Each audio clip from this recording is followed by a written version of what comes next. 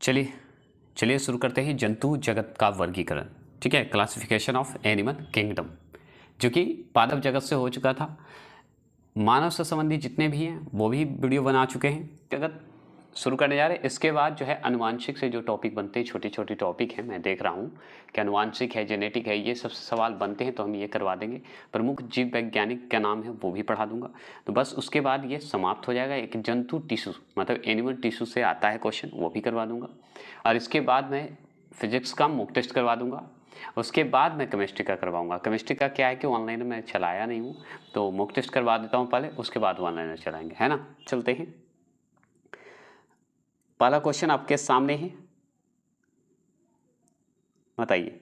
पहला क्वेश्चन है कि मलेरिया परजीवी तथा अमीबा को किस श्रेणी में रखा जाता है। बताएंगे किस श्रेणी में रखा जाएगा। मतलब मलेरिया जो परजीवी है तथा अमीबा मतलब परजीवी तथा अमीबा को किस श्रेणी में रखा जाएगा, यही सवाल है। तो हम ये रखेंगे प्रोटोजोआ में। किसमें? प्रोटोजोआ में। ठीक है। दूसरा प्रश्न है, सिर्फ इसमें मॉक टेस्ट देंगे, कोई लेक्चर नहीं देंगे। ठीक है, लेक्चर जानना है तो ऑनलाइनर में चले जाइए, बायोलॉजी का पढ़ाया हुआ है। निम्नलिखित में से किसकी आकृति निश्चित नहीं होती है। किसकी आकृति निश्चित नहीं है, बता सकते हैं। तो अमीबा का आकृति जो है निश्चित नहीं है। ठीक है, ये आप अच्छे से जानते हैं। तीसरा प्रश्न है, हरा प्रोटोजोआ के नाम से जाना जाता है। तो हरा प्रोटोजोआ के नाम से कौन जाना जाता है, बताएंगे। तो ऑप्शन नंबर डी, यूगलीना। यूगलीना जाना जाता है। चलेगा। चौथे प्रश्न है, मनुष्य के शरीर में एंटी अमीबा हिस्टोलिटिका कहाँ पाया जाता है। मतलब एंटी अमीबा जो हिस्टोलिटिका है वो मनुष्य के शरीर में कहाँ पाया जाता है, बता सकते हैं तो बताइए। ऑप्शन नंबर ए, आंत में पाया जाता है। ठीक है।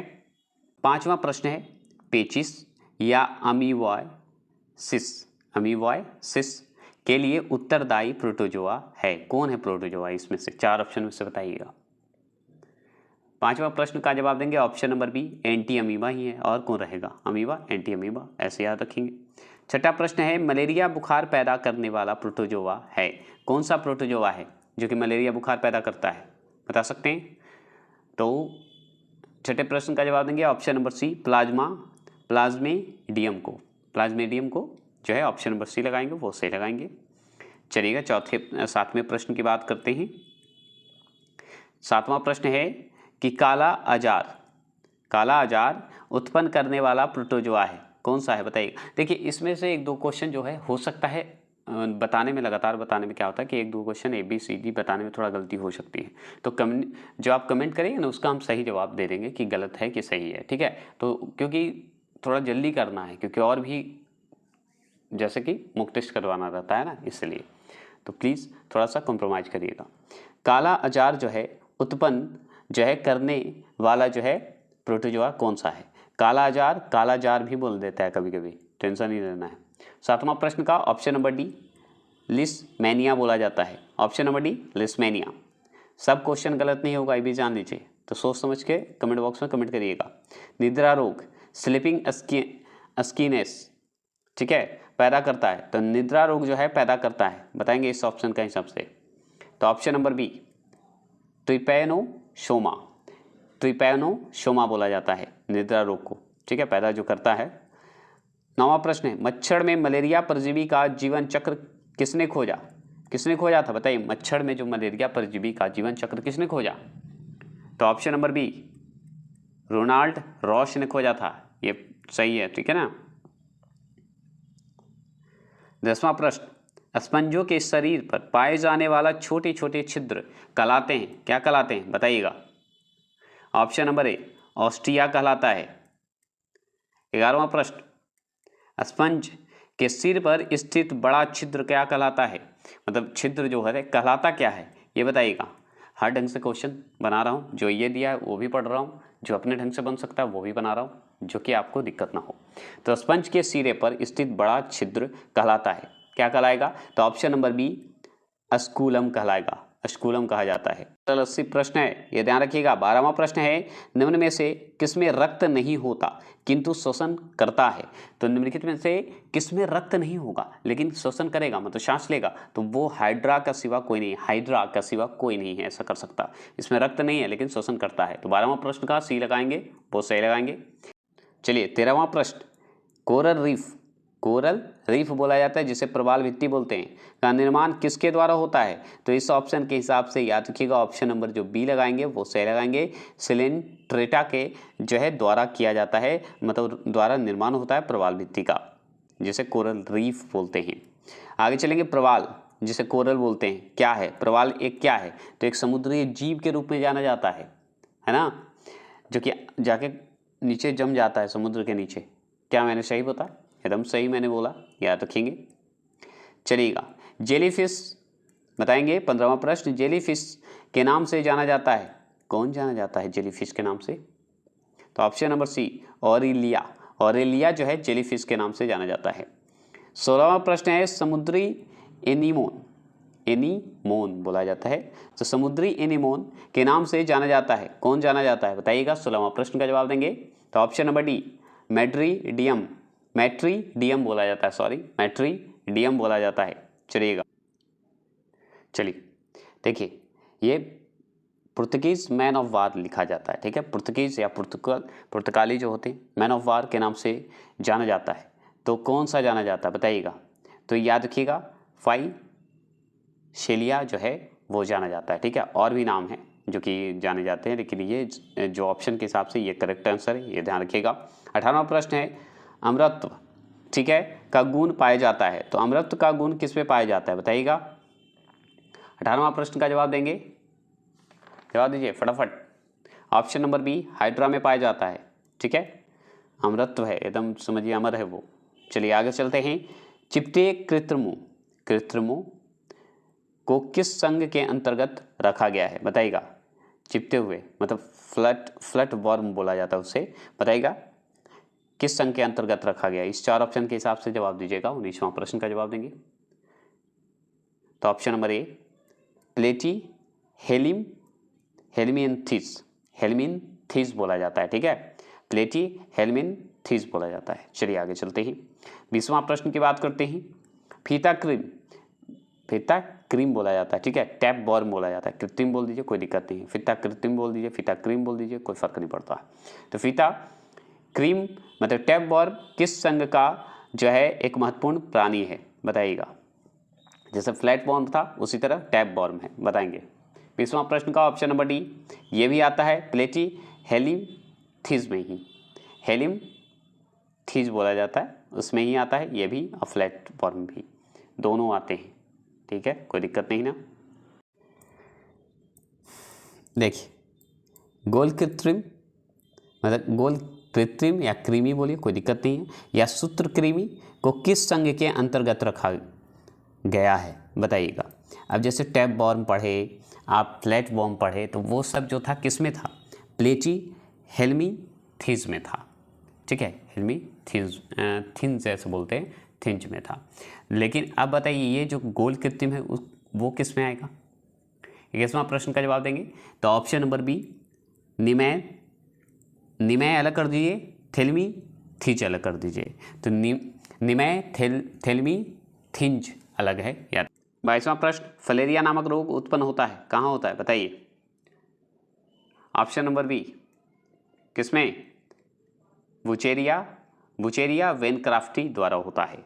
फलेरिया जो रोग होता है वो उत्पन्न होता है बुचेरिया, नाम ही बुचेरिया वेनक्राफ्टी द्वारा होता है, ये जरूर ध्यान रखेंगे। 23वां प्रश्न का है कि फेरिटीमा पोस्टुमा, ठीक है, निम्न में से किसका वैज्ञानिक नाम है बताएंगे। तो ऑप्शन नंबर सी, केचुआ का नाम है ये। चलिए आगे चलते हैं, 24 क्वेश्चन नंबर, केचुआ में कौन सा रक्त वर्णक उपस्थित होता है, कौन सा वक्त जो है रक्त है उसमें वर्णक होता है, कौन सा वर्णक होता है उसका नाम बताइए। हीमोग्लोबिन तो नहीं होना चाहिए, क्या हीमोग्लोबिन, नहीं, हीमोसाइनिन होता है केचुआ में, याद रखिएगा।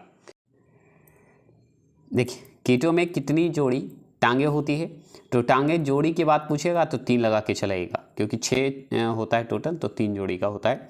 कभी कभी रेयर आपको 8 मतलब दिखता है जिसमें 4 जोड़ी का बनता है। मच्छर में लाल खून का उभर आना किस पर पोषण के कारण होता है। मच्छर में मारते हैं तो लाल खून निकल जाता है कि नहीं, निकल जाता है, तो किस पर पोषण के कारण होता है बताइए 26 बताइएगा। ऑप्शन नंबर सी स्तनधारी। याद रखिएगा, मच्छर में लाल खून का उभर आना किस पर पोषण के कारण होता है? तो स्तनधारी के कारण होता है। ये जरूर आंसर याद रखिएगा, इंपॉर्टेंट है। चलिएगा, लाह उत्पन्न होती है, तो लाह उत्पन्न कैसे होती है बताइएगा। इस 4 ऑप्शन के हिसाब से जवाब देंगे। 27 का आंसर का जवाब देंगे ऑप्शन नंबर सी, कीटों के शरीर के स्रवण से लाह उत्पन्न होता है। चलिए 28वां प्रश्न बताएंगे, रेशम प्राप्त किया जाता है, तो रेशम प्राप्त कैसे किया जाता है बताइएगा। बहुत इजी क्वेश्चन है ना। तो बताएंगे 28वां प्रश्न का ऑप्शन नंबर सी, रेशम कीट के प्यूपा से प्राप्त होता है। प्यूपा से प्राप्त होता है, हमेशा याद रखिएगा। 29 प्रश्न, घरेलू मक्खी का लार्वा कहलाता क्या है बता सकते हैं? तो हाँ, ऑप्शन नंबर सी जो लगाएंगे वो सही लगाएंगे। मिंग गोटा बोलते हैं, गोटा, ऐसे मेगोटा भी बोल सकते हैं। चलिए 30वां प्रश्न बताइए, अभी जस्ट फिर पढ़े थे, निद्रा रोग फैलती है। अब निद्रा रोग किससे फैलती है ये बताइए। मच्छर से पड़ती है, कौन सी मच्छर बता सकते हैं? तो ऑप्शन नंबर ए सीसी मक्खी से। चलिएगा 31वां प्रश्न, मनुष्य में काला जार रोग फैलने वाला मच्छर है, कौन सा मच्छर है बताइए। तो option number D sand fly है। क्या है? Sand fly. 32वां प्रश्न है, मलेरिया रोग का कौन सा वाहक है? तो मलेरिया रोग का कौन सा वाहक है बताइएगा। ऑप्शन नंबर डी मादा एनोफिलीस, मादा एनोफिलीस होगा। 33वां प्रश्न है, कटक फिश के नाम से जाना जाता है, कटक फिश के नाम से जाना जाता है बताइएगा। तो ऑप्शन नंबर बी सीपिया। 34वां प्रश्न है, ऑक्टोपस है एक, क्या है ऑक्टोपस एक बताइएगा। ऑप्शन नंबर डी मृदु कवच है, एक मृदु कवच है। 34 क्वेश्चन नंबर का जवाब जो देंगे ऑप्शन नंबर डी वो सही देंगे। चलिएगा 35 क्वेश्चन नंबर है कि ऑक्टोपस में भुजाओं मतलब आर्म जो है की संख्या कितनी होती है? ऑक्टोपस में जो आप देखे होंगे, ऑक्टोपस टीवी में देखे होंगे, रील्स में देखे होंगे, बहुत जगह पे देखेंगे। तो बताइएगा 35 क्वेश्चन का जवाब देंगे ऑप्शन नंबर डी 8 होते हैं, भुजा 8 होते हैं, आर्म उसके 8 होते हैं। 36 क्वेश्चन, तार मछली, ऐसे तारा मछली बोला जाता है, तार मछली भी दे देता है, तारा मछली भी देता है, तो कन्फ्यूज मत रहिएगा, जिसे स्टार फिश बोलते हैं। निम्नलिखित में से किस संघ का प्राणी है बताइएगा, किस संघ का प्राणी है? तो ऑप्शन नंबर डी इकाइनोडर्मेटा का। 37वां प्रश्न, मछलियों के या मछलियों में श्वसन क्रिया किसके द्वारा होती है? मछलियों के श्वसन क्रिया का नाम बताएं, या मछलियों में श्वसन क्रिया किसके द्वारा होती है ये पूछ रहा है, बताएंगे 37।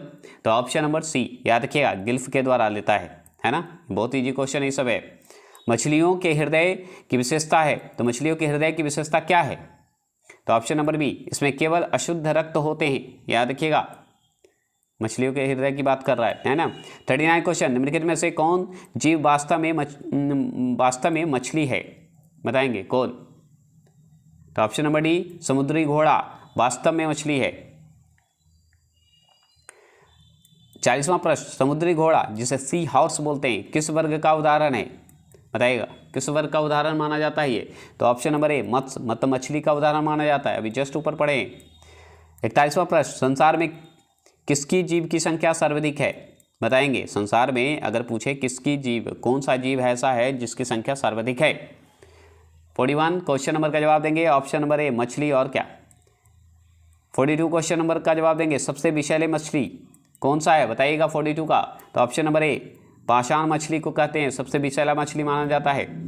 43 मेढक का लार्वा क्या कहलाता है? मेढक का लार्वा को क्या कहते हैं? अभी जस्ट आप पढ़े थे, आप बताइए क्या पढ़े थे? तो टेट पॉल बोलते हैं, टेड पॉल बोला जाता है, ऐसे टेट पॉल भी, कोई दिक्कत नहीं है। 44वां प्रश्न, मेढक के हृदय में कितने कच्छ होते हैं? आप मेढक की हृदय की बात करते हैं तो कच्छ जानते हैं, 3 होता है मेढक के हृदय में। ये 44वां प्रश्न। 45वां प्रश्न बताइए, नर मेढक मादा मेढक की तुलना में ऊंची आवाज लगाता है क्योंकि, क्या कारण है बताइएगा। ऑप्शन नंबर ए वाक कोष्ठ के कारण लगाता है। चलेंगे 46वां प्रश्न, शीत रक्तीय प्राणी कौन है बता सकते हैं? तो 46 का आंसर का जवाब डी होगा, क्योंकि मेढक भी, मछली भी और छिपकली भी शीत रक्तीय प्राणी है। 47वां प्रश्न, निम्न तापक्रम पर किसी जंतु की प्रसुप्ति ठीक है को कहते हैं? डोरमेंसी कहा जाता है, डोरमेंसी के रूप में जानते हैं। तो जंतु की प्रसुप्ति को कहते हैं, क्या कहते हैं बताइए? किसी के तापक्रम की बात हो रही है, मतलब टेम्परेचर की बात हो रही है, तो बताइएगा वो क्या है, क्या कहलाता है? 47 का आंसर का जवाब देंगे ऑप्शन नंबर सी, हाइबरनेशन। क्या बोलते हैं? हाइबरनेशन। तापमान है, हाइपर होंगे, हाइबरनेशन, ऐसे याद रख लीजिए। चलिए आगे 48, निम्न ताप की बात हो रही थी, अब उच्च तापक्रम की बात हो रही है। तो उच्च तापक्रम किसकी जंतु की प्रसुप्ति को कहते हैं? अब निम्न ताप का बोले हाइबरनेशन। अब उच्च ताप में तो और कुछ होना चाहिए ना, तो हाँ होना चाहिए, क्यों नहीं होना चाहिए? होना चाहिए। तो 48 का ऑप्शन नंबर डी, एस्टिवेशन हो गया ना। चलिए 49, नृशंस प्राणी निम्न में से कौन सा है? नृशंस बोला जाता है, नृशंस प्राणी कौन सा है बताइएगा? 49 ऑप्शन नंबर डी, कछुआ को बोला जाता है, लंबे समय तक जीता भी है। 50वां प्रश्न है, निम्न में से किस जंतु में आश्रु ग्रंथि जो है नहीं होता है? किस में आश्रु ग्रंथ नहीं होता है? हम बहुत अच्छे से जानते हैं, घड़ियाल को नहीं बोलते हैं कि घड़ियाल के आंसू मत बहा, घड़ियाल का आंसू, मगरमच्छ के आंसू मत बहा, है ना? बताइएगा क्या मैंने सही बोला? एकदम सही बोला। घड़ियाल की आंखों में आंसू नहीं होते, मगरमच्छ के आंसू जिसे हम बोलते हैं घड़ियाल के आंसू भी बोलते हैं, तो वो सही है। विषैले सर्पों में 20 ग्रंथियां परिवर्तित होती है, किस में परिवर्तित होती है बता सकते हैं? तो बताइएगा। 51 का आंसर का जवाब देंगे ऑप्शन नंबर सी, लाल ग्रंथि में होगा। और क्या, सांप का जो है विष का जो है क्या है? लाल में है। सबसे विषैले सर्प हैं, कौन सा है सबसे विषैले सर्प? बाहरी आवाज़ों को इग्नोर करिएगा, ठीक है। तो सबसे विषैले सर्प क्या है? 52 क्वेश्चन नंबर का जवाब देंगे ऑप्शन नंबर सी, करैता सबसे विषैला है। चलिएगा 53 क्वेश्चन नंबर, घोंसला बनाने वाला एकमात्र सांप कौन सा है जो घोंसला बनाता है? 50 option number B, king cobra. चलिएगा 54, डायनासोर निम्नलिखित में से क्या है? डायनासोर तो लुप्त हो चुका है, आप जानते हैं, तो है क्या वो? पक्षी है, जंतु है, सरीसृप है, पादप है, क्या है? तो पादप तो नहीं होगा ना, जीवित होगा। तो बताएंगे 54 का आंसर का जवाब देंगे ऑप्शन नंबर बी, लुप्त सरीसृप के रूप में जाना जाता है डायनासोर को। 55 प्रश्न है, डायनासोर थे, तो डायनासोर थे क्या थे बताइए? उसका नाम बताइए, उस प्रजाति का भी नाम बताइए, या जो हो सकता है बताइए। ऑप्शन नंबर डी, मेसोजोइक सरीसृप थे। लुप्त सरीसृप तो हो ही गए, और ये किस कैटेगरी में रखिएगा? तो मेसोजोइक सरीसृप में रखेंगे। चलिए 56, समुद्री सर्प को कहा जाता है, समुद्री सर्प भी होते हैं, समुद्री घोड़ा होते हैं, समुद्री सर्प भी होते हैं, समुद्री लायन शेर भी होता है, समुद्री टाइगर भी होता है, बहुत सारी चीज़ें। तो समुद्री सर्प जो है को कहते हैं, क्या कहते हैं बताइएगा? 56 का आंसर का जवाब देंगे ऑप्शन नंबर सी, हाइड्रोफिश कहते हैं। क्या कहते हैं? हाइड्रोफिश। चलिए 56 हो गए, टोटल 80 क्वेश्चन है। बताइएगा, पक्षियों की हड्डियाँ होती है, पक्षियों की हड्डियाँ कैसी होती है बताइएगा? वातिल होती है। कैसी होती है? वातिल होती है। ऑप्शन नंबर सी जो लगाएंगे वो सही लगाएंगे। 58 क्वेश्चन नंबर का जवाब देंगे, सबसे बड़ा जीवित पक्षी है, तो सबसे बड़ा जीवित पक्षी कौन सा है बताइए? 58 का आंसर का जवाब देंगे तो ऑप्शन नंबर सी, शुतुरमुर्ग है सबसे जीवित पक्षी। 59 क्वेश्चन नंबर है कि सबसे छोटा पक्षी है, कौन सा सबसे छोटा पक्षी है बताइएगा? तो हिमिंग बर्ड जो है सबसे छोटा है, सबसे बड़ा कौन है? शुतुरमुर्ग है। आगे चलते हैं, आर्कियोप्लेटरिक्स है, तो आर्कियोप्लेटरिक्स जो है क्या है बताएंगे? 60वां प्रश्न का जवाब देंगे तो हम बताएंगे, क्या बताएंगे बताइए? तो ऑप्शन नंबर ए, जुरैसिक युग का पुरातन पक्षी को कहा जाता है, याद रखेंगे। चलिएगा 61 क्वेश्चन नंबर का जवाब देंगे। 61 क्वेश्चन नंबर है कि सबसे बड़ा उड़ने में असमर्थ पक्षी जो सबसे तेज गति से दौड़ सकता है वह है कौन? तो वह एक ही है जो कि हम जानते हैं, कौन? जो कि दौड़ने में तो बहुत तेज है लेकिन उड़ने में असमर्थ है, तो वह है ऑप्शन नंबर कौन? शुतुरमुर्ग, ऑस्ट्रिच। याद रखिएगा, दौड़ता बहुत तेज है। 62 क्वेश्चन नंबर की बात करें तो पाबो क्रिस्टस, ठीक है, पाबो क्रिस्टस किसका वैज्ञानिक नाम है बताइएगा। तो मनुष्य का तो नाम हो नहीं सकता, आप अच्छे से जानते हैं, तो इसे छाट दीजिए। मोर का नाम है, याद रखिएगा। पाओ माने मोर। नाचता कौन है? पैर से। मोर। पंखों से कौन फैलाता है? मोर। तो ऐसे याद रखिएगा, क्रिस्टस। 63 निम्नलिखित में से किस पक्षी के दांत थे? सोचिए, लगभग जो पक्षी होते हैं उसमें तो दांत होते नहीं हैं, लेकिन अब सोचिए पक्षी में भी दांत होते हैं, तो कौन से ऐसा पक्षी है जिसका दांत होता है? 65 का आंसर का जवाब देंगे तो ऑप्शन नंबर सी, याद रखिएगा, पेंगुइन में दांत होता है, याद रखिएगा। उल्टी उड़ान भरने वाली, मतलब उल्टी उड़ने वाली पक्षी का नाम बताएं। कौन उल्टी उड़ता है? तो एक ही तो उड़ता है जो कि सबसे छोटा है, कौन है? Humming bird. ये उल्टा भी उड़ता है, याद रखिएगा, उल्टी उड़ान भरता है, सबसे पहली बात। 65वां, डॉल्फिन किस वर्ग का उदाहरण है? डॉल्फिन जो है किस वर्ग में आता है, बता सकते हैं तो बताइएगा। 65 का आंसर का जवाब देंगे तो ऑप्शन नंबर सी, स्तनधारी होते हैं डॉल्फिन। 66 प्रश्न, सबसे विशाल जीवित स्तनपायी है, कौन है सबसे विशाल जीवित स्तनपायी? बताएंगे। 66 का आंसर का जवाब देंगे तो ऑप्शन नंबर सी, नील व्हेल। 67 का जवाब दीजिएगा, स्तनी के हृदय में कितने कोष्ठ होते हैं? जो भी स्तनी जो जानवर होते हैं, जंतु होते हैं, वो बताइए उसमें कितने कोष्ठ होते हैं। सबका अलग अलग होता है, लेकिन स्तनी के हृदय में पूछ रहा है कितने कोष्ठ होते हैं, है ना। तो ऑप्शन नंबर सी, 4 कोष्ठ होते हैं। जितने भी स्तनी लगभग होते हैं उनमें 4 कोष्ठ होते हैं। आगे चलते हैं 68 क्वेश्चन, व्हेल के हृदय में कितने चैम्बर होते हैं? चैम्बर मतलब कोष्ठ, वही पूछ रहा है, बताइएगा। 68 का आंसर का जवाब देंगे 4 कोष्ठ होते हैं, क्योंकि ये भी स्तनधारी में आते हैं, है ना। आगे चलेंगे 69 क्वेश्चन, होमो सेपियंस किसका वैज्ञानिक नाम? लीजिए, होमो सेपियन मतलब मानव से संबंधित है, तो होमो आ गया, सेपियन आएगा, होम किसका? घर किसका? मानव का, तो मानव का ही होगा। कौन मानव? आधुनिक मानव का आएगा। क्या ये मैंने सही बोला? तो एकदम सही मैंने बोला, वो भी करेक्ट है। 70 प्रश्न की बात करें तो बिल्ली की आंखें रात में क्यों चमकती है? क्या कारण है कि बिल्ली की जो है आंख रात में चमकती है? तो ये कारण है option number B, tapetum. Tapetum lucidum के कारण चमकती है। चलिए 71 क्वेश्चन नंबर की बात कर रहे हैं, अंधेरे में चमगादड़ उड़ने में समर्थ है क्योंकि उसके मुख से उत्पन्न होती है। क्या उत्पन्न होती है? तो आप बहुत अच्छे से जानते हैं, कोई तो आवाज़ उत्पन्न होती होगी। हाँ होती है, अल्ट्रासोनिक तरंगें उत्पन्न होती है, बस इतना जान लीजिए उसके मुंह से। आगे चलेंगे 72 क्वेश्चन नंबर है, अंडा देने वाली एक मिनट थोड़ा सा जूम कर देता हूँ। हाँ 72, अंडा देने वाली स्तनधारी है, कौन है अंडा देने वाली स्तनधारी? बता सकते हैं तो ऑप्शन नंबर सी, प्लेटिपस है। याद रखिएगा, अंडा देने वाली स्तनधारी है लेकिन अंडा देती है। सोचिए 73 क्वेश्चन नंबर, निम्नलिखित में से नियत तापी प्राणी कौन सा है? बताएंगे कौन है? तो ऑप्शन नंबर सी, चमगादड़ है, याद रखिएगा।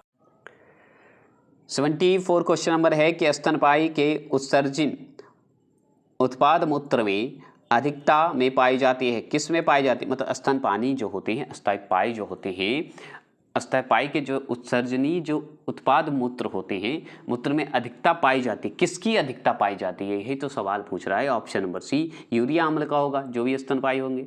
75 की क्वेश्चन नंबर की बात करें, मतलब समझाने के पॉइंट ऑफ व्यू से बोल रहा हूँ, और भी होते हैं, ठीक है, यूरिया का तो बहुत भूमिका है। मेढक में फर्टिलाइजेशन की प्राकृतिक होती है तो क्या होती है? प्राकृतिक कैसे होती है बताएंगे तो हम ऑप्शन नंबर ए, बाह के कारण होता है। इस मेढक में फर्टिलाइजेशन की बात करेगा ना तो बाह के में बताइएगा, बाहरी, ठीक है, बाहरी आंतरिक नहीं, सिर्फ बाहरी होता है। 76 क्वेश्चन नंबर का जवाब देंगे, जानवरों की एक जाति द्वारा उसी जाति के अन्य सदस्यों को आकर्षित करने के लिए मोचित किए जाने वाले रासायनिक द्रव्य कौन सा है? बताइएगा, आकर्षित करने के लिए कौन सा ऐसा है रासायनिक द्रव्य? बताएंगे तो 76 का ऑप्शन नंबर सी, फेरोमोना है। फेरोमोना मतलब जानवर को एक जाति द्वारा उसी जाति से अन्य सदस्यों को आकर्षित करने की बात करेगा तो कौन सा रासायनिक द्रव्य का इस्तेमाल करेंगे, मतलब कौन सा रासायनिक द्रव्य होता है? तो फेरोमोन होते हैं, फेरोमोन, ठीक है, याद रखेंगे। एक मिनट के 74 का शी सही मैंने बोला, हाँ 75, ठीक है। चलिए 77 क्वेश्चन नंबर का जवाब दीजिएगा, रक्त में प्रतिस्कंदक पदार्थ कौन सा है? बताइएगा, रक्त में अगर प्रतिस्कंदक पूछा पदार्थ कौन सा है तो आप बता सकते हैं, तो बताइए ऑप्शन नंबर बी, हेपेरिन होता है। क्या होता है? हेपेरिन होते हैं। चलिएगा 78 क्वेश्चन नंबर है कि भारत की सबसे बड़ी मछली है, तो भारत की सबसे बड़ी मछली कौन सी है? तो व्हेल शार्क मछली आती है, याद देखिएगा, ठीक है। चलिए 79 क्वेश्चन नंबर है, अधिकांश कीट श्वसन कैसे करते हैं? अधिकांश कीट जो है श्वसन कैसे करते हैं, इंसेक्ट जो होते हैं, बताएंगे? तो ऑप्शन नंबर डी, वातक तंत्र के कारण होता है। चलिए 80 प्रश्न है कि तालाबों और कुओं में निम्नलिखित में से किस एक को छोड़ने से मच्छरों को नियंत्रित करने में मदद मिलती है?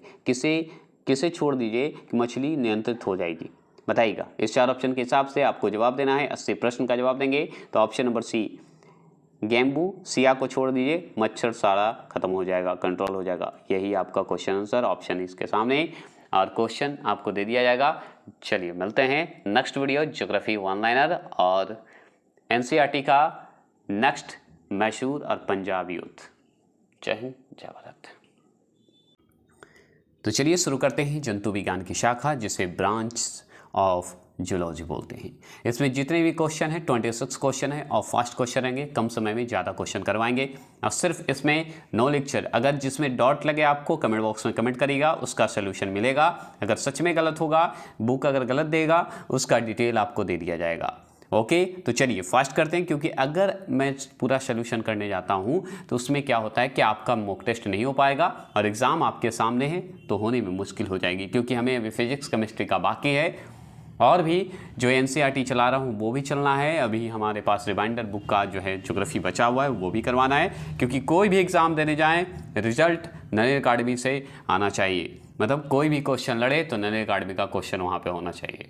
तो चलिए शुरू करते हैं जोश और एनर्जी के साथ, बस भरोसा रखें और एग्ज़ाम देने जाएं। तो पहला क्वेश्चन आपके सामने है कि मानव त्वचा का अध्ययन करने वाली विज्ञान की शाखा कहलाती है? क्या कहलाती है बताइएगा।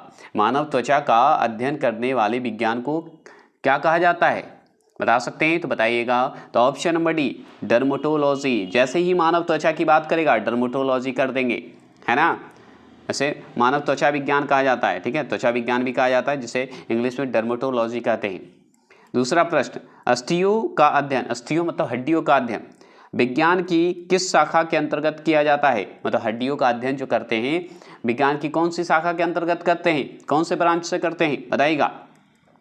तो हम बहुत अच्छे से जानते हैं, option number B, osteology. Osteology बोलते हैं और ये सही आंसर है। चलिएगा तीसरा प्रश्न आपके सामने है। तीसरा प्रश्न क्या कह रहा है कि जीवों के संक्रमण के विरुद्ध प्रतिरोध का अध्ययन किया जाता है।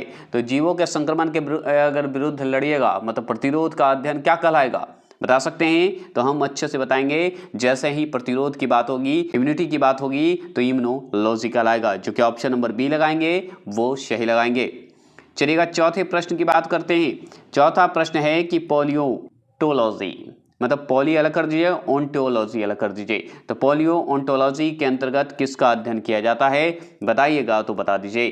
तो हाँ, चौथे प्रश्न का आंसर का जवाब ऑप्शन नंबर डी, जीवाश्म का करते हैं हम लोग इसमें अध्ययन। तो आपसे ये भी सवाल पूछ सकता है कि जीवाश्म के अध्ययन को क्या कहा जाता है? तो पोलियो ओंटोलॉजी कहा जाता है, याद रखिएगा। चलिए पांचवें प्रश्न को ध्यान में रखते हुए चलेंगे। पांचवें प्रश्न में है कि कीड़ों का अध्ययन को कहते हैं, तो कीड़ों का अध्ययन मतलब इंसेक्ट के अध्ययन को क्या कहते हैं? एंटेमोलॉजी कहते हैं। क्लियर, आगे चलेंगे। एंटेमोलॉजी ऐसे भी लिखाता है और नहीं तो ऐसे लिखाता है, एंटोमोलॉजी भी बोलते हैं, ठीक है। चलिएगा छठे प्रश्न है कि तितलियों के अध्ययन को कहते हैं, क्या कहते हैं? तितलियों के अध्ययन को कहेंगे हम, बहुत अच्छे से जानते हैं कि तितलियों के अध्ययन को कहते हैं लेपिटेरियोलॉजी कहते हैं। तो लेपी कभी कभी ऐसे लिखाता है लेपी, ठीक है, लेपिड हो जाता है, लेपिड ऐसे लिखाता है, लेपिडेरियोलॉजी लिखाता है कभी कभी, ठीक है, याद रखिएगा। गूगल पे आप सर्च करिएगा तो ऐसे लिखाएगा, नहीं तो ऐसे लिखाता है, जैसे लिखाता है कोई दिक्कत नहीं, अर्थ वही होता है, लेपिटेरियोलॉजी की तितलियों के अध्ययन से संबंधित है। सातवां प्रश्न है, मतलब प जो है ना आधा लिखा जाता है कभी कभी, ये जरूर ध्यान रखिएगा। मछलियों से संबंधित अध्ययन कहलाता क्या है? मछलियों से संबंधित अध्ययन को कहते हैं, बहुत अच्छे से बताइए, तो हम कहेंगे इक्थोलॉजी कहते हैं, इक्थोलॉजी कहा जाता है, ये जरूर ध्यान रखिएगा। यहाँ पे इक्थोलॉजी की जगह पे इचिथयोलॉजी भी लिखा जाता है, याद रखिएगा, ठीक है, च भी लिख देता है क के जगह पे, तो ये जरूर ध्यान रखना है, ठीक है। तो आपका सातवां प्रश्न का आंसर का जवाब जो देंगे सी, वो सही जवाब देंगे। ठीक है, अब चलते हैं 8वें प्रश्न की बात करते हैं। 8वां प्रश्न है आर्निथोलॉजी में किसका अध्ययन किया जाता है? बताइए, आर्निथोलॉजी में किसका अध्ययन करेगा? बताएंगे? हाँ बताएंगे, जरूर बताएंगे। पक्षियों का अध्ययन होता है और किसी का नहीं होगा। 9वें प्रश्न में है हिस्टोलॉजी किससे संबंधित है? तो हिस्टोलॉजी किससे संबंधित होगा पता है? उत्तक से, टिश्यू से, है ना? बताइए क्या? यस, टिश्यू से संबंधित है, याद रखेंगे। देखिए 10वां प्रश्न है कैंसर संबंधी रोगों का अध्ययन कहलाता है ओंकोलॉजी। ओंकोलॉजी जो देख रहे हैं वो कैंसर संबंधी रोग है, ठीक है। ये जो आप देखिएगा बी वो नहीं होगा, क्योंकि ओंकोलॉजी जैसे शब्द आए तो कैंसर से संबंधित है। चलिए 11वां प्रश्न है मोलास्का समुदाय के जंतुओं के कवच, यहाँ पे लिखा हुआ, का अध्ययन कहलाता है। देखिए मोलास्का सिर्फ रहता, मोलास्का के अध्ययन को कहलाता तो हम मेलेकोलॉजी लगा देते, सही होता। लेकिन यहाँ पे हमको क्या लिख रहा है? समुदाय के, मोलास्का के समुदाय के जंतुओं के कवच का अध्ययन करने के लिए बोल रहा है, तो कॉन्कोलॉजी। और ज्यादातर कॉन्कोलॉजी ही टिक लगा के आएगा, ये जान लीजिए। 12वां प्रश्न है उस विज्ञान को जो आनुवंशिकता के नियमों द्वारा मानव जाति की उन्नति का अध्ययन करता है कहते हैं, क्या कहते हैं? तो जैसे ही आनुवंशिकता की बात करेगा, ठीक है, नियमों की बात करेगा और मानव जाति की उन्नति की बात करेगा, उसके अध्ययन की बात करेगा, तो उसे यूजेनिक्स बोलते हैं। क्या बोलते हैं? यूजेनिक्स बोलते हैं, जो कि 12वां प्रश्न का आंसर का सवाल दो देंगे, ऑप्शन नंबर सी वो सही देंगे। 13वां प्रश्न है कीटों से संबंधित जीव विज्ञान की शाखा कहलाती है। अब कीट से संबंधित है तो कीट से संबंधित था तो क्या था बताइएगा? सिंपल सवाल, ऑप्शन नंबर ए एंटोमोलॉजी। देखिए एंटोमोलॉजी कर दिया, एंटोमोलॉजी होगा, ठीक है, एंटोमोलॉजी कर दिया है, और एंटीमोलॉजी दोनों एक ही तो है ना, जो कि ऊपर बढ़े थे, तो उसी को खाली ऐसे अलग ढंग से लिख दिया है, एंटोमोलॉजी याद रखेंगे। जंतु विज्ञान की वह शाखा जिसके अंतर्गत जंतु की बाह्य आकृति मतलब बाहरी आकृति एवं बाह्य संरचना मतलब बाहरी संरचना का अध्ययन किया जाता है कहलाता क्या है? बता सकते हैं तो बताइएगा। तो 14 प्रश्न का आंसर का जवाब ऑप्शन नंबर सी मॉर्फोलॉजी कहलाता है। ये सही है, क्यों? क्योंकि जंतु की अगर बात करें, जंतु की अगर बाहरी आकृति की बात करें, बाहरी संरचना की बात करें, उसके अध्ययन की बात करें तो मॉर्फोलॉजी कहेंगे। 15वां प्रश्न की बात करते ही 15वां प्रश्न है कि जंतु विज्ञान की वह शाखा जिसके अंतर्गत आनुवांशिक लक्षणों तथा उसकी वंशागति का अध्ययन किया जाता है क्या कहलाएगा? बता सकते हैं? तो हम जेनेटिक्स के सिवा और क्या कर सकते हैं? कुछ नहीं कर सकते। 15वां प्रश्न का डी लगाएंगे, वो सही लगाएंगे।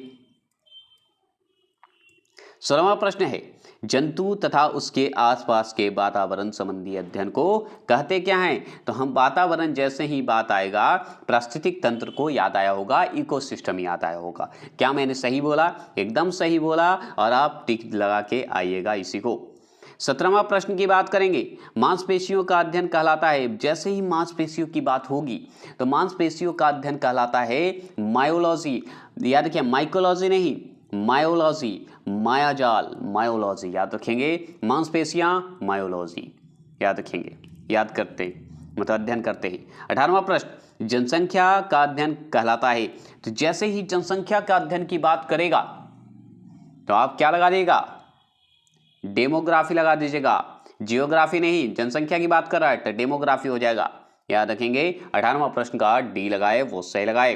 26 क्वेश्चन है ना, ठीक है, चलेगा। 19वां प्रश्न की बात करते हैं। तो 19वां प्रश्न है मधुमक्खियों का पालन कहलाता है एपीकल्चर। इसमें सोचना क्या है? ये सब तो इजी है, हलवा है ना। 20वां प्रश्न बताइए रेशम पालन कहलाता क्या है? तो सेरिकल्चर। ये सब भी आपके लिए हलवा है ना, लेकिन हलवा ही गड़बड़ाता है, इसलिए कॉन्फिडेंस रखें, ओवर कॉन्फिडेंस ना रखें। 21वां प्रश्न है विज्ञान की शाखा न्यूरोलॉजी से कौन सा अंग का अध्ययन किया जाता है? बता सकते हैं तो हम बताएंगे न्यूरोलॉजी संबंधित है। मतलब न्यूरोलॉजी में क्या होता है ना कि न्यूरोलॉजी से संबंधित अगर बात करें तो हम जानते हैं कि स्नायु जो तंत्र देख रहे हैं वही आंसर होगा, क्योंकि ये तंत्रिका तंत्र कहलाता है, स्नायु तंत्र, ठीक है। तो तंत्रिका तंत्र में मस्तिष्क से भी जुड़ा है, रीढ़ की हड्डी से भी जुड़ा है, मतलब हर चीज से उसमें जुड़ा हुआ है तंत्रिका तंत्र में। इसीलिए जो न्यूरोलॉजी जैसे शब्द है तो तंत्रिका तंत्र लगा देगा, उसी का दूसरा नाम है स्नायु तंत्र बोला जाता है। 22वां प्रश्न है जेरेंटोलॉजी निम्नलिखित में से किसके अध्ययन से संबंधित है। जैसे ही जेरेंटोलॉजी शब्द आएगा तो हम जानते हैं ये शब्द जो होगा ऑप्शन नंबर सी होगा, क्योंकि वृद्ध व्यक्ति हैं उनसे संबंधित बात करता है। तो वृद्धि उम्र बढ़ने की सीमा से बात करता है, उम्र की जो बढ़ता है उससे संबंधित है, उसी को कहते हैं जेरेंटोलॉजी। उसमें जेरेंटोलॉजी में ये अध्ययन करते हैं। ठीक है, वृद्धि मतलब वृद्ध मतलब बुढ़ारी, जैसे हमारी उम्र जो बढ़ रही है उसकी अध्ययन करते हैं इसमें। वृद्ध हो गया, वृद्धि नहीं वृद्ध हो गया।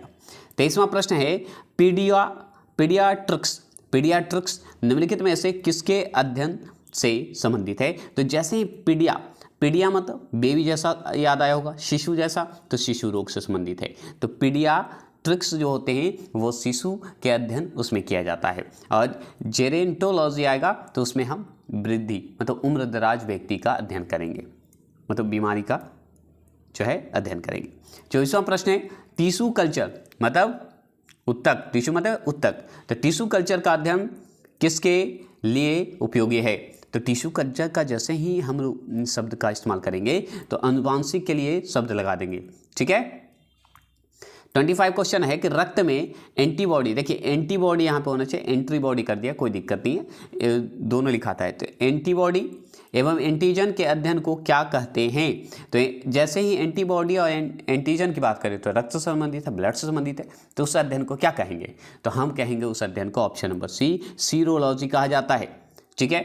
चलिए 26 क्वेश्चन नंबर है कि पारिस्थितिक विज्ञान इकोलॉजी का संबंध जो है किससे। अब जैसे इकोलॉजी आ गया, पारिस्थितिक संबंध आ गया, तो उसमें वातावरण तो निश्चित है और वातावरण तो एक ही में है। तो ऑप्शन नंबर सी शरीर संरचना से लेके वातावरण से भी संबंधित जुड़ाव जो है उसे ही तो पारिस्थितिक विज्ञान कहते हैं, जिसे इको विज्ञान कहते हैं। उसमें अध्ययन करते हैं हम लोग शरीर संरचना और वातावरण से। तो चलिए आज के लिए बहुत ईजी, बहुत कम समय का क्वेश्चन आपके लिए खत्म। ठीक है, तो आज के लिए इतना ही रखते हैं। जय हिंद, जय भारत।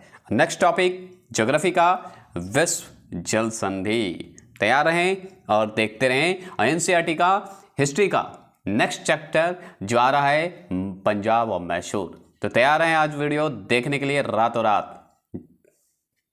चलिए, आप हैं तभी हमें ये स्लोगन हमेशा याद रखें, क्योंकि आपके बिना मैं नहीं हो सकता, क्योंकि कितना भी हो जाए लेकिन आपके बिना मैं कुछ नहीं। Thank you, thank you, thank you. संबंधित जो भी पौधे से संबंधित बीमारी होती है वो पढ़ेंगे।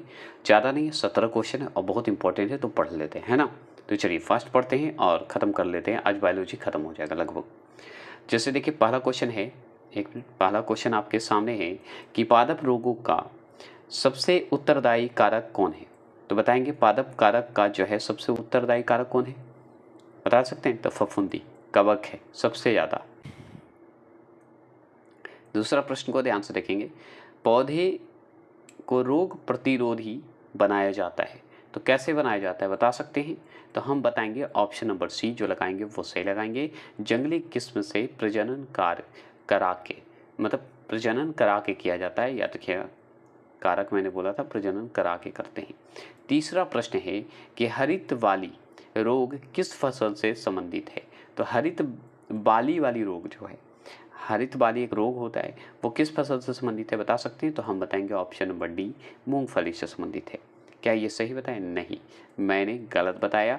ऑप्शन नंबर सी बाजरा से संबंधित है। किससे संबंधित है? बाजरा से संबंधित है। ठीक है, अब देखिए चौथे प्रश्न की बात करते हैं। चौथा प्रश्न है टीका रोग किस फसल से संबंधित है। तो टीका रोग जो है वो है आपका मूंगफली से संबंधित। याद रखिएगा, हरित बाली जैसे ही आएगा बाजरा लगाइएगा, टीका रोग आएगा तब मूंगफली लगाइएगा। ये सब रोग है, बीमारी पढ़ रहे हैं, ठीक है ना, प्लांट में जो बीमारी होती है उसके बारे में पढ़ रहे हैं। चलिए पांचवा प्रश्न है कि धान का प्रसिद्ध रोग खैरा रोग किसके कारण होता है बता सकते हैं। तो बताइए। तो पांचवा प्रश्न का आंसर का जवाब ऑप्शन नंबर डी, याद रखिएगा, जस्ता की कमी के कारण होता है, मतलब जिंक की कमी के कारण होता है खैरा रोग। ठीक है, धान में।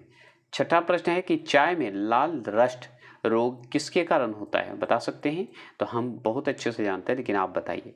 ये शैवाल के कारण होता है, ये मैं बता दे रहा हूँ। तो हैरे शैवाल हो या शैवाल दे, कोई दिक्कत नहीं है ऑप्शन में। चलिएगा, सातवां प्रश्न है कि नींबू का कैंकर रोग, मतलब नींबू में कैंकर रोग जो है किससे होता है, बता सकते हैं कौन सा कारण हो सकता है? ऑप्शन नंबर बी, जीवाणु बैक्टीरिया के कारण होता है। चलिए 8वां प्रश्न बताएंगे। 8वां प्रश्न है कि फसलों पर आक्रमण करने की कीट की प्रायः कौन सी अवस्था अधिक हानि पहुंचाती है? तो पता है कीट जो आक्रमण करती है फसल पे या उसे हानि पहुंचाती है, तो वो कौन सी हानि पहुंचाती है? कौन सी कीट का नाम बताइए? तो वो है कैटर पिलर कहा जाता है। तो फसलों पर आक्रमण करने की कीट की प्रायः कौन सी अवस्था होती है? तो कैटर पिलर की अवस्था होती है, जो कि अधिक हानि पहुंचाती है। और ये सही है, ठीक है। आगे चलेंगे। 9वां प्रश्न आपके सामने है।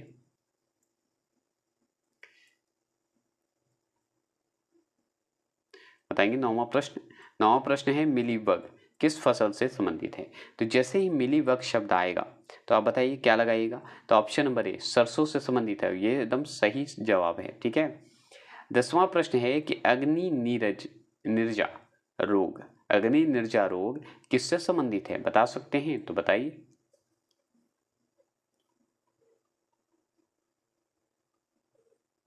सेब से संबंधित है, ठीक है, याद रखिएगा। 11वां प्रश्न बताएंगे। गन्ने के लाल सड़न रोग, जो गन्ने में देखे होंगे सड़ जाता है, लाल जैसा दिखता है ना, तो सड़न रोग के लिए उत्तरदायी कवक कौन सा है? उस कवक का नाम बताना है यहाँ पे। कवक तो होता ही है, ये तो जान गए कि सड़ने का कारण क्या है, कवक। और कवक है तो उसमें कौन सा कवक होता है, ये पूछ रहा है आपसे। 11वें प्रश्न का जवाब देंगे तो ऑप्शन नंबर डी, कोले ट्रोटिकम फाल केटम बोला जाता है। तो कोले ट्रोटिकम फाले केटम होते हैं, याद रखिएगा, कवक उत्तरदायी होता है, ये कवक है। चलिए आपको वो तो पता है। 12वां प्रश्न का जवाब देंगे। तो मूंगफली में होने वाले टीका रोग के लिए उत्तरदायी कवक बताइए। अब ये तो जानते हैं कि टीका रोग जो होता है मूंगफली में होता है और इसमें कवक के कारण होता है, ठीक है। तो कौन से कवक हैं बता सकते हैं? तो बताइए। कवक का फंगस भी बोलते हैं, फफूंदी भी बोलते हैं, बताएंगे। तो 12वां प्रश्न का आंसर का जवाब देंगे तो ऑप्शन नंबर ए जो देंगे वो सही देंगे। क्या होता है? सार्को, या देखिए सार्को अस्पोरा, सार्को अस्पोरा पर्सोनेटा बोलते हैं। तो सार्को अस्पोरा पार्सोनेटा जो है, या देखिए कवक है, जो कि मूंगफली में टीका रोग के लिए उत्तरदायी माना जाता है। 13वां प्रश्न क्या है कि निम्नलिखित में से किस कवक के कारण बाजरे में ग्रीन ईयर रोग जो है होता है? तो ग्रीन ईयर रोग होता है, किसके कारण होता है बताइएगा बाजरे में? ऑप्शन नंबर ए, इसका भी नाम ऑप्शन नंबर ए जो देख रहे हैं अस्पोरो बोलते हैं, अस्पोरा बोलते हैं, ग्रेमी कोला बोलते हैं। तो अस्केले या अस्केलरो अस्पोरा ग्रेमी कोला बोलते हैं, जो कि ग्रीन ईयर रोग है, जो कि बाजरे में होता है। किसके कारण होता है? कवक के कारण। और कवक जो है, कवक का नाम क्या है? तो अस्केलरो अस्पोरा ग्रेमी कोला नाम है। 14 प्रश्न है कि आलू में होने वाले उत्तरभावी, ठीक है, अंगमारी रोग के लिए उत्तरदायी कवक कौन सा है बताइए। अंगमारी एक रोग होता है, अंगमारी रोग जो कि आलू में होता है, वो बताइए कौन सा कवक होता है उसमें? तो ऑप्शन नंबर बी, फाइटोफेथरा, ठीक है, फाइटोफेथरा इन्फेस्टेंस बोलते हैं। ये जो है कवक है, जो कि अंगारी रोग जो है किस में होता है? आलू में। आलू को क्या है, आलू में जो अंगारी रोग होता है वो कवक के कारण होता है। कौन से कवक? तो फाइटोफेथरा इन्फेस्टेंस कवक है, उसके कारण होता है, ठीक है। आप बताइए सिस्ट्रस कैंकर है क्या? तो सिस्ट्रस अगर बात करें, कैंकर है, तो एक नींबू का एक रोग है, नींबू का रोग है, नींबू में होने वाला रोग है, ठीक है। 16वां प्रश्न है, रिंग रोग के नाम से जाना जाता है। तो रिंग रोग के नाम से जाना जाता है, पता है? सेथिल रोग को कहा जाता है, रिंग रोग के नाम से जानते हैं। और भी एक नाम है जो कि आपको बाद में बताएंगे, आगे जब नेक्स्ट चैप्टर आएंगे उसमें। ऐसे उसका नाम हमको थोड़ा सा मतलब माइंड से स्किप है, इसलिए मैं बोल रहा हूँ। आलू में ब्लैक हार्ट का कारक कौन है? तो ब्लैक हार्ट का कारक कौन है पता है? तो देखिए इसमें आंसर दिया हुआ है ब्रोमीन की कमी से। तो ये भी अपनी जगह पे सही है, लेकिन जब ऑप्शन सी नहीं रहता तो मैं लगा देता। तो जैसे ही आलू में ब्लैक हार्ट का कारक है तो वो ऑक्सीजन की कमी के कारण होता है। एकदम सही जवाब है, याद रखिए। ब्लैक हार्ट मतलब काला काला आलू में दिखेगा कहीं कहीं, तो वो ऑक्सीजन की कमी के कारण होता है। अगर ये ऑप्शन नहीं रहता तो हम ऑप्शन नंबर बी लगाते तो सही लगाते, लेकिन ये गलत है option number B. Option number C होगा सही, राइट है। तो चलिए, ये हो गए आपका एक छोटा सा क्लिप था जो कि आपका ख़त्म हो गया। नेक्स्ट टॉपिक अब जो है बायोलॉजी का नहीं आएगा, अब आएगा जो भी आएगा आपका। अगर बायोलॉजी जो नहीं देखे वो जाके जाइए, प्लेलिस्ट बना दिया हूँ, सबसे इंपॉर्टेंट क्वेश्चन जो बन सकता है। अब आते हैं